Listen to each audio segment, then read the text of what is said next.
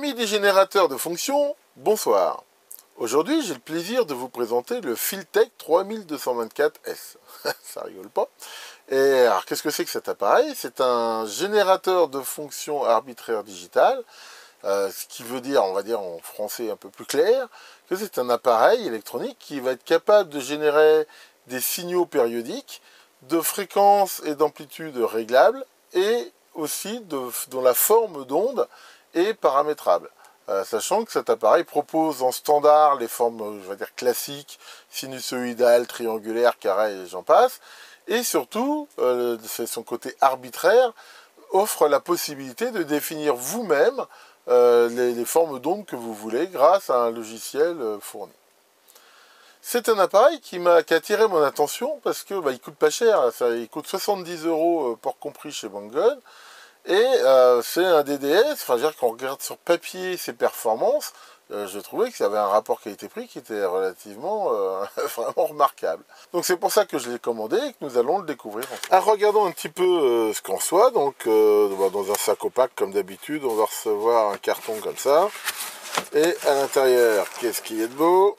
Nous avons l'appareil dans un truc à bulles avec un mini CD. Un câble USB AB assez souple, c'est standard. Deux cordons BNC pince croco. Et un câble, prise comme ça d'un côté et prise chinoise de l'autre. Donc sur lequel il faudra soit un adaptateur, soit bien sûr bricoler quelque chose. Alors si on regarde un petit peu l'appareil, donc ça s'ouvre, là il y a un scotch. Hop.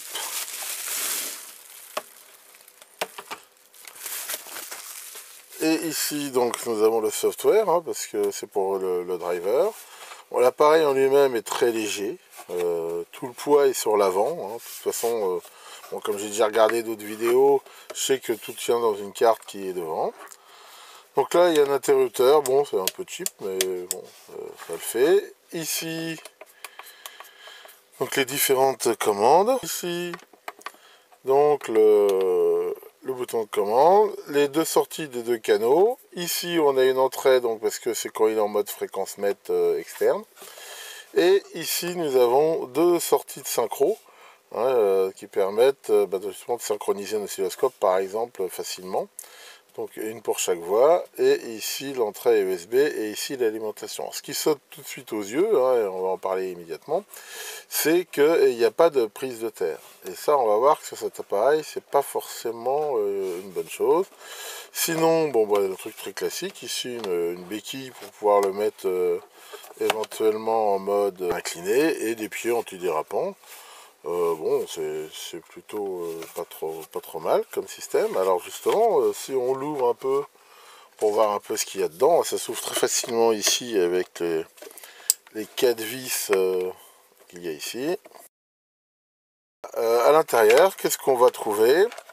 On va trouver ici le circuit principal. On peut voir ici, qui est d'assez bonne facture, hein, c'est tout CMS. Sur lequel on voit qu'il y a l'interrupteur principal. Ensuite, là, sur ce circuit, bon, on a ici manifestement des régulateurs. Ici, un microprocesseur, un microcontrôleur. Ensuite, là, une sorte de FPG qui, à mon avis, fait toute la logique du DDS. Ici, des switches et des résistances qui vont faire toute la partie analogique atténuateur de sortie. Ce petit radiateur ici, à mon avis, c'est pour les deux amplis de sortie. Et voilà, on voit qu'il y a quelques ajustements. Hein, donc, parce qu'il faut mieux sans doute pas toucher tant qu'on n'a pas la procédure de calibrage. On voit ici qu'ils ont laissé sur le bip la protection qu'il faut normalement enlever. Alors, je sais pas, peut-être que je la remettrai s'il fait trop de bruit. Enfin, de toute façon, d'après ce que j'ai vu, on peut le couper. Donc voilà, hein, c'est vraiment très simple. Ici, pour le USB, on voit qu'on a un classique convertisseur série USB, donc qui permet là de faire la liaison avec le microcontrôleur. Et ici, une petite alimentation à découpage. Et c'est justement là qu'on voit que il n'y a aucune masse. Et ça, c'est bien et pas bien. On va dire que, enfin, l'idée d'avoir un générateur flottant, à la limite, pourquoi pas, ça peut éviter des boucles de masse, des choses comme ça. Ce qui est gênant, c'est cette alimentation à découpage. Et ce qui pose problème, c'est ces deux condensateurs-là. Là. Ces condensateurs, c'est pas le but de la vidéo, mais sur les alimes à découpage, ils relient, on va dire, les masses des deux parties, c'est-à-dire la partie qui est à la haute tension et la partie ici sortie. Et pourquoi? On va dire que c'est pour limiter les problèmes de parasites, parce qu'il y a des couplages parasites dans les transfos ici, et il est d'usage de mettre ces condensateurs-là pour éviter que ça fasse des bêtises. Enfin, encore une fois, c'est pas le but de la vidéo. Le problème qu'il va y avoir, c'est que, on va voir, c'est que si on mesure entre la Terre et la masse de cet appareil, on va voir qu'il y a une tension qui n'est pas négligeable. Alors c'est vrai qu'elle est sous une haute impédance, mais elle n'est pas négligeable. Si ça se trouve, elle sera aussi variable selon le sens. Ici, on voit qu'il n'y a pas de détrompeur, c'est-à-dire selon que la phase soit d'un côté ou de l'autre. Et en même temps, ça fait aussi passer du courant. On va voir que sa boîte sous haute impédance, ça peut quand même fournir un certain courant. Alors d'abord, ça peut être relativement dangereux. Enfin, à mon avis, des fois, si on les doigts mouillés, on doit le sentir un petit peu, mais enfin, à la limite, c'est pas vraiment ça qui est gênant, c'est le fait que ça peut d'abord quand même fausser les mesures, parce que le fait qu'il soit flottant, justement, ça serait qu'il n'y ait pas de boucle de masse, ça soit complètement isolé. Alors, à cause de ça, il ne l'est pas vraiment. En même temps, sur des circuits sensibles, ça peut éventuellement faire des bêtises. Donc ça, c'est pas vraiment super top. Et en gros, ce que moi, je propose de faire, c'est de remplacer cette prise-là par une prise standard, les prises... par les prises standards là qu'on retrouve sur les PC et tout, avec une terre, et de relier la masse de l'appareil, c'est-à-dire en fait ce point ici, là, à la masse.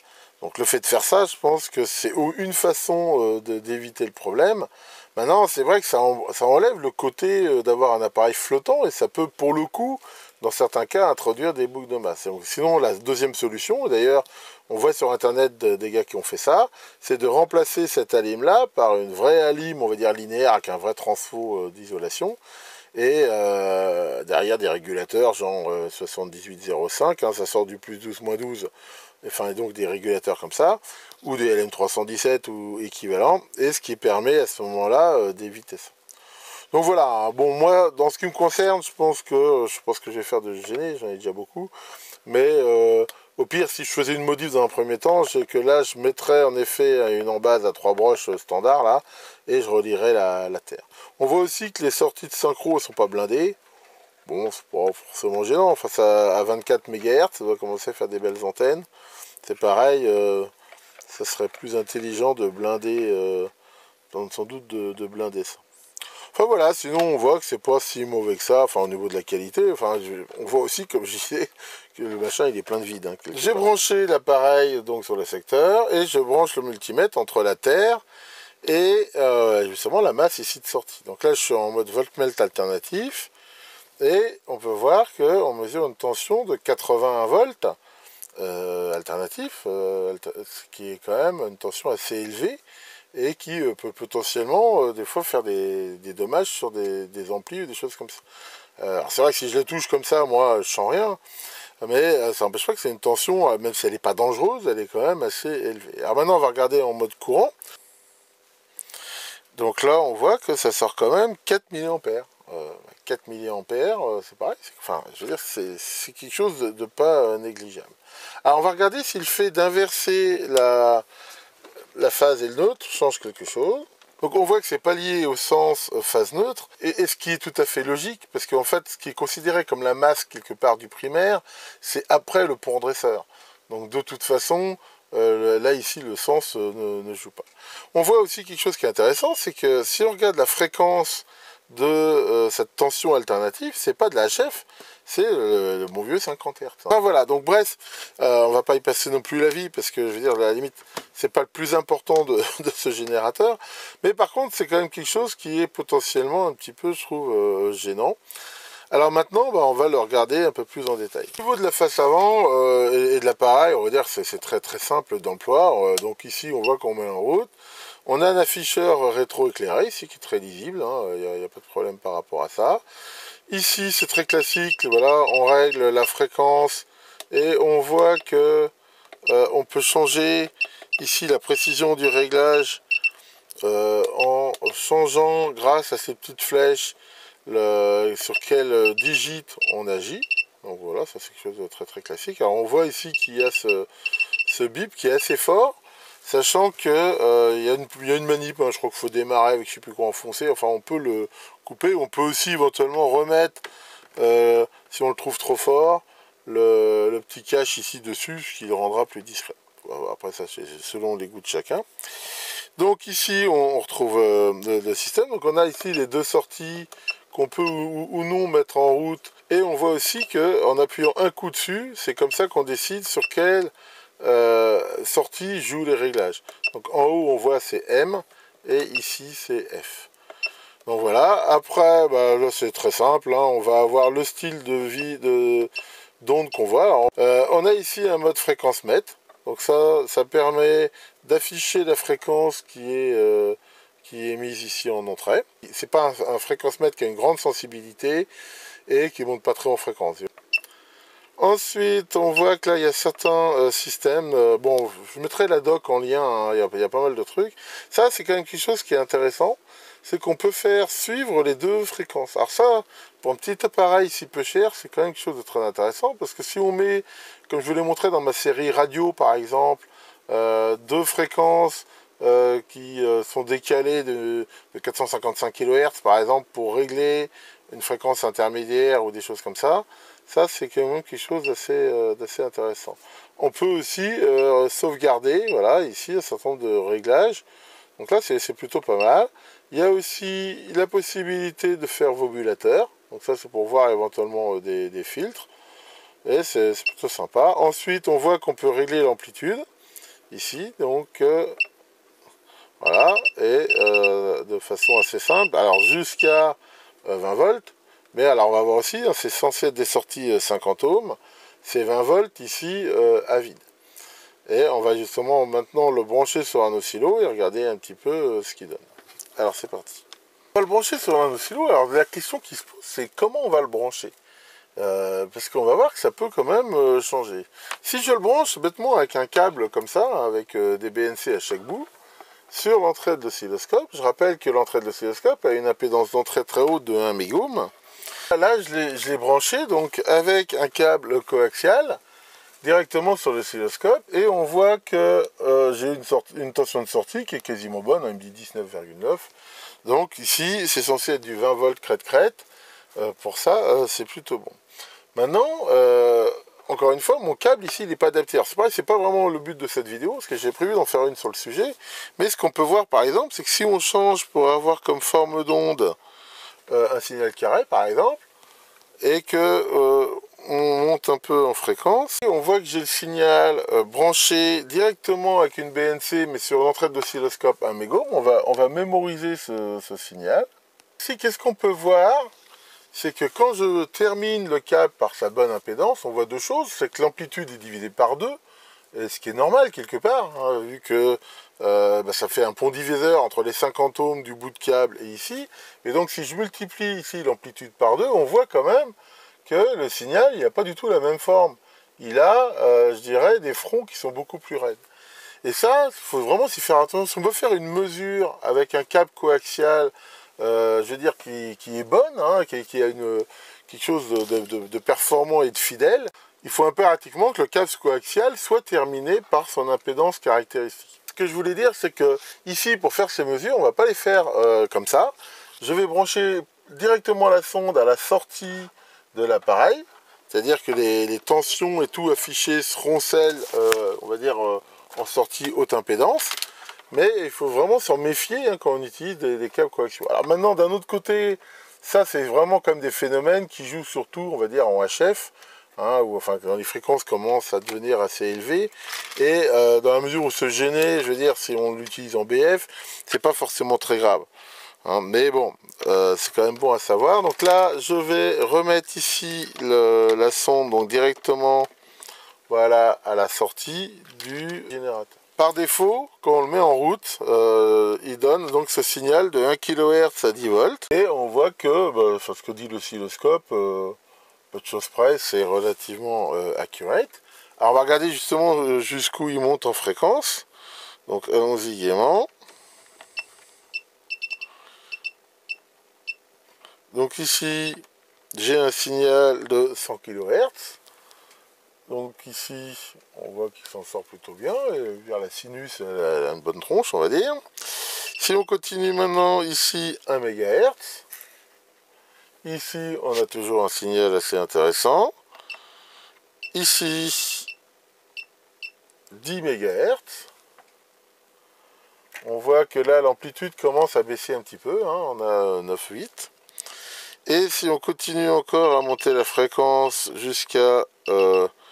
là, je suis à 20 MHz. Et là, déjà, visuellement, on voit quelque chose, c'est que cette sinusoïde, elle n'est plus tellement sinusoïdale. On voit qu'elle commence à avoir une forme qui est un petit peu bizarre. Et si je vais à fond, c'est-à-dire, il est censé aller jusqu'à 24 MHz, on voit que le signal il ressemble plus à un triangle qu'à une sinusoïde. Déjà, on peut aussi noter que l'amplitude est sortie et descendue à 7 volts, hein, alors qu'il pour lui, il me donne toujours 10. Et ça, c'est lié à quoi? C'est lié principalement à l'ampli de sortie. Hein, d'après ce que j'ai pu en voir, l'ampli de sortie, il n'est pas fait pour avoir une bande passante, je veux dire, nickel jusqu'à ces fréquences-là. Et c'est là qu'on peut se dire que ce petit appareil, quelque part, je veux dire, ils disent qu'il monte jusqu'à 24 MHz. Oui, on va dire, il monte jusqu'à 24 MHz, mais plus avec ses caractéristiques. Bon, maintenant, encore une fois, il faut regarder le type d'appareil que c'est, le prix. Si on le considère comme un Géné BF, c'est-à-dire en gros un Géné qu'on va plutôt utiliser, déjà si on se limite à dire qu'on utilise qu'à 10 MHz, on voit qu'il est bien meilleur. On regardera tout à l'heure le niveau de distorsion qu'il a, mais à mon avis, jusqu'à on va dire 1, 5, 10 MHz, je pense qu'on peut l'utiliser de façon plus sympa. Ici, on a un signal carré. Ici, des impulsions. En mode impulsion, on peut faire varier de façon assez précise les largeurs d'impulsion ou éventuellement le duty cycle. Donc ça, c'est quelque chose qui fait qu'on peut aussi l'utiliser comme un générateur d'impulsion assez intéressant. Ensuite, on a vraiment tous les classiques, hein, voilà, triangle, rampe montante, rampe descendante. Et ici, DC, alors pourquoi DC? Ça peut paraître bizarre, mais on peut régler sur cet appareil une tension d'offset. Hein, voilà, on va le faire ici. Voilà, en générateur de tension continue, en fait, ça permet d'avoir une source de tension finalement réglable avec précision, ce qui peut être intéressant pour certaines mesures. Ensuite, voilà, on a différentes sortes de waves. Hein, alors, en fait, ce qu'ils appellent pré-4, pré-E, en fait, c'est des presets. Et dans la documentation, ils donnent ici le genre d'onde que c'est. Ici. Et ensuite, donc là, il n'y en a pas. Et après, on a les arbitraires qui sont déjà préchargés ici avec des valeurs connues, mais que grâce au soft, ici, on peut changer. Donc pour ça, c'est plutôt pas mal. Alors au niveau sortie, on va regarder jusqu'où il peut descendre pour le coup en tension, amplitude. Là. Donc il descend jusqu'à 10 millivolts. Alors là, j'arrive pas à le montrer, mais il faut pas oublier que j'ai une sonde x10 dessus. Donc ça descend un petit peu en dessous de ce que peut faire le scope. Enfin voilà. Ici, on voit qu'on a quand même une plage de réglage qui est quand même ici assez grande. Je vous laisse regarder dans la doc, on va pas regarder tout ce qu'on peut faire, mais a priori on peut changer la phase entre les deux signaux. Enfin, je veux dire, c'est quand même un appareil qui pour le prix est relativement complet. Ce qu'on va faire maintenant, on va le brancher sur l'analyseur de spectre pour pouvoir voir un petit peu son niveau de distorsion et la qualité du signal sinusoïdal qu'il donne. Là, je lui ai mis un signal 1 volt, donc sur 50 ohms, ça fait 500 millivolts à 100 kHz, et on voit que c'est plutôt pas mal, hein. On voit bien ici la fréquence de 100 kHz, et on va dire les harmoniques sont assez basses. Alors maintenant, ce qu'on va faire, c'est qu'on va justement faire varier un peu la fréquence, et on va regarder ce que ça donne au fur et à mesure que la fréquence augmente. Donc là déjà, je suis à 1 MHz, on voit apparaître ici déjà des pics, hein, on les voit bien à cet endroit-là, qui représentent des harmoniques. Ces pics, donc c'est quelque part, ça montre qu'il y a de la distorsion dans le signal. Alors à quoi elles sont dues ces distorsions? Elles sont dues à plusieurs éléments. Déjà, il faut savoir que la technologie utilisée ici par ce DDS, hein, c'est quelque chose qu'on appelle de l'accumulation de phase. Bon, c'est un peu compliqué, on ne va pas rentrer dans le détail, mais c'est une technologie qui, de façon inhérente, de toute façon, dans certains cas, va générer des harmoniques. Alors, il y a des techniques pour les limiter, mais déjà, enfin, par rapport à un générateur, je veux dire, très pur, fait déjà des harmoniques. Mais ensuite, il y a tout ce qu'il y a derrière, l'électronique, et en particulier l'ampli de sortie. On a déjà pu voir sur l'oscilloscope que sa bande passante était limitée, et donc plus on va monter en fréquence, plus on va avoir de ces pics. Alors on va continuer à monter. Voilà, ici maintenant, là je suis à 2 MHz. Voilà, 3. Alors ici par contre on va aller un peu plus loin sur la fréquence d'arrêt. On va mettre par exemple 100 mégas. Et là, pareil, on voit bien ici la fréquence du générateur central, hein, elle est ici, et on voit ici apparaître ces pics. Voilà, donc là je continue, là je suis à 11 mégas, et là on voit que ça commence vraiment à devenir assez mauvais, parce que là je suis par exemple 18, là je suis à 20 mégas, et là on voit quand même ces pics ici, qui sont vraiment pas terribles, et qui montrent ce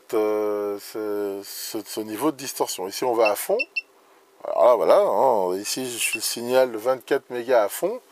Ici, on voit bien le fait que on a ici toutes ces harmoniques qui sont assez présentes. Voilà, et à ce niveau-là. Alors, donc ça, eh ben, je veux dire, ça ne fait que corroborer ce que nous montrait l'oscilloscope, à savoir que, en effet, plus la fréquence monte, plus on s'approche de la limite haute, plus il y a de distorsion. Et en même temps, ici, c'est sur un signal, je veux dire, sinusoïdal. Si déjà il est affecté, on imagine que les fronts raides d'un signal carré ou quelque chose comme ça seront affectés. Donc voilà, ici, ça confirme bien. Par contre, ce qui est intéressant, c'est que pour le coup, quand on redescend ici en fréquence, hein, si on revient ici en pas 10 MHz, on voit que les pics ici, il y en a, mais ils sont relativement, je veux dire, ils restent relativement bas. Je rappelle que l'affichage ici de l'analyseur de spectre, il est logarithmique. On passe ici en affichage linéaire, on voit ici que le pic ici, il est au maximum, les deux autres pics, on les voit carrément pas. Enfin, je veux dire, ils sont hyper petits. Il faut toujours voir que si on ramène ça selon le type d'échelle, c'est très différent. Alors que là, on voit que ici, ils ont l'air relativement plus importants. Et si on descend encore ici en fréquence, hein, donc là, par exemple, je suis à 1 MHz, là, on voit que ça reste vraiment, pour le coup, très, très, très bon. Hein. Enfin, je veux dire, on les voit quasiment pas. Qu'est-ce qu'on peut en déduire? On peut encore en déduire que ce générateur-là, il est plutôt performant, on va dire, en BF. Voilà pour la présentation de ce petit appareil. J'espère que ça vous aura intéressé. Donc, en conclusion, on va dire que je lui donne quand même une note qui est plutôt bonne, en général 14-15 sur 20. Et pourquoi je lui donne cette note-là? On a vu qu'il avait quelques petits défauts. Bon, il a cette histoire d'alimentation là, mais on voit qu'en gros, il suffit de le relier à la Terre pour le résoudre simplement. Et on voit aussi qu'il a, plus il monte en fréquence, de la distorsion, l'amplitude est plus très bonne. Mais si on considère que en fait c'est un générateur BF, on va dire qu'on va utiliser jusqu'à 4-5 MHz maximum, à ce moment-là, il reste vraiment très intéressant, car il offre vraiment un rapport qualité-prix qui est phénoménal. Il coûte 70 € pour compris. Si on le compare à l'Antec que je vous ai montré, qui est la grosse bouse là, qui coûtait largement plus de 350 €, je crois, il n'y a pas photo. Celui-là, j'ai pas vraiment trouvé de bug, il est simple d'emploi, et tant qu'on reste, on va dire, en dessous de 5 MHz, il a vraiment de très bonnes performances. Donc, mon impression sur cet appareil reste bonne. En même temps, alors, je ne vous ai pas montré le programme qui est livré avec. Je vous mettrai bien sûr en lien le programme, la doc, ce qui vous permettra éventuellement de le regarder, mais ça a l'air plutôt simple à utiliser. Et surtout, ce qui est intéressant, c'est que le protocole d'échange sur le port série, via USB de cet appareil, est public. Ça veut dire quoi? Ça veut dire que si le soft vous plaît pas, vous pouvez éventuellement le réécrire vous-même ou enfin écrire du PowerShell ou tout ce que vous voulez pour dialoguer avec cet appareil. Et ça c'est plutôt sympa parce que d'habitude c'est plutôt des protocoles propriétaires fermés. Là, enfin, j'ai trouvé que ce côté un petit peu open source du protocole était sympathique. Oui, Maurice, c'est quoi ça? Un rasoir? Non, mais oui, je suis pas rasé et jusqu'à nouvel ordre, je me rase pas. Voilà, comme disait Billard, je me laisse poustache. Bon, enfin voilà pour cette petite vidéo. Bah là, apparemment, il nous annonce une méga tempête. Là, c'est vrai que c'est assez rare. Mon alarme météo a sonné 2 alarmes, ce qui arrive quand la pression atmosphérique descend beaucoup, enfin de façon très très rapide. Donc, bah, je ne sais pas si on sera touché. A priori, ça devrait quand même passer plus au nord. Enfin bon, voilà, j'espère que vous vous envolerez pas avec le vent. En tout cas, merci d'avoir regardé cette vidéo et catch you next time.